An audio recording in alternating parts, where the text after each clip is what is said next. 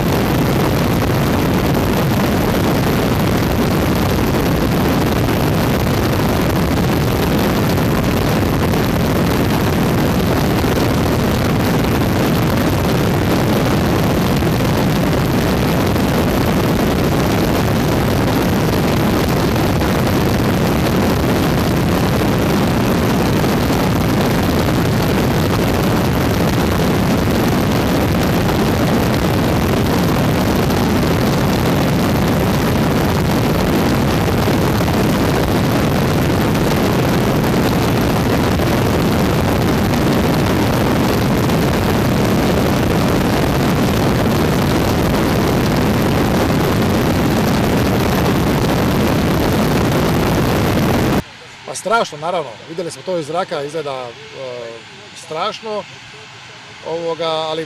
Ali što je tu je, sad treba se boriti da se zaustavi ono što se može zaustaviti.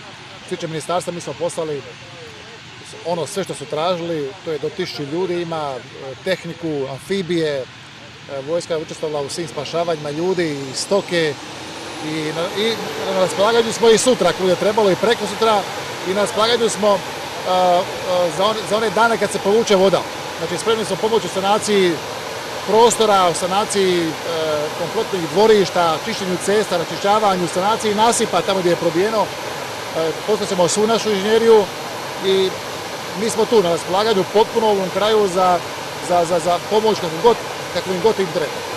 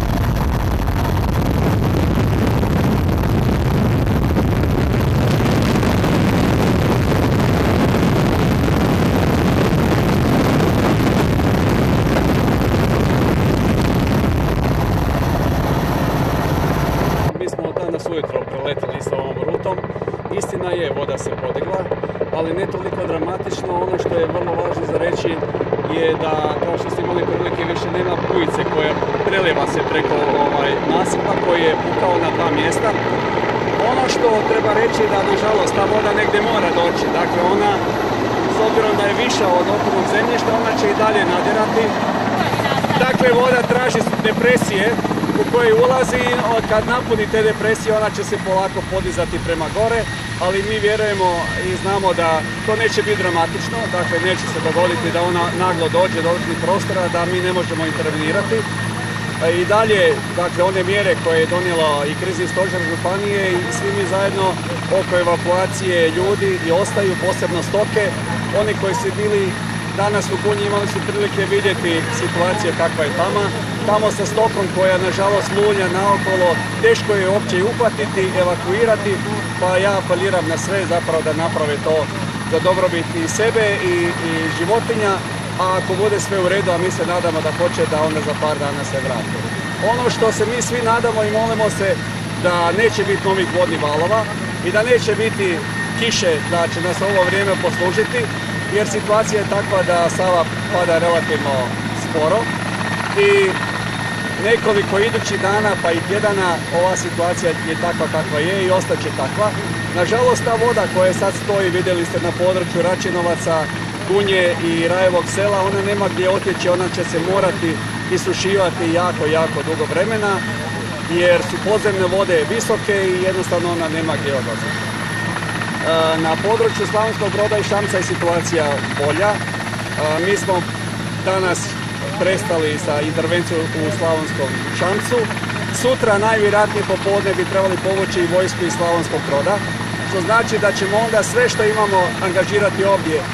Iako i ovaj kapaciteti koje imamo, a posebno treba pohvaliti ljude koji su došli sa svih strana i ovdje lokalne stanovnike koji stvarno rade 24 sata da se ova situacija riješi i da se zaštite ona područja gdje vidimo da ta voda ipak pomalo raste i kreće se prema određenim selima.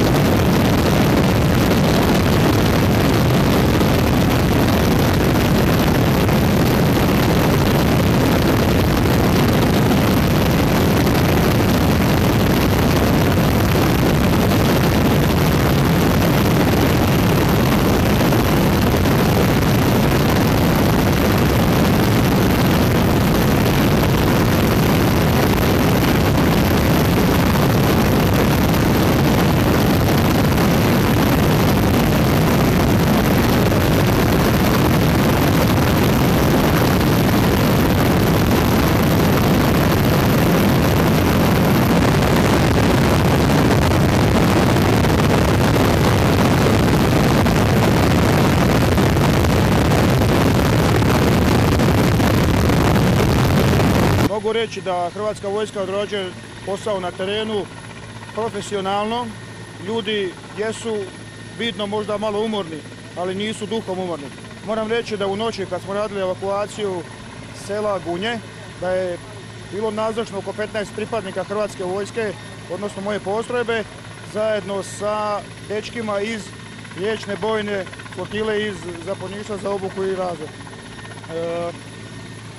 Dobar dio inženjerijske pukovnje isto je angažiran zajedno s nama u tom području. Upravo sad ste mogli malo previdjeti da su 2 amfibijska vozila stalno u pokretu i cijelo vrijeme izvlače ljude. U zadnjih 20 sati praktično ljudi nema u tom poplavljenom području, ali se radi sanacija terena i radi se izvlačenje domaćih životinja koje su još preživjele. Sljedeći korak je vjerojatno izvlačenje mrtvih tih životinja i sanacija terena.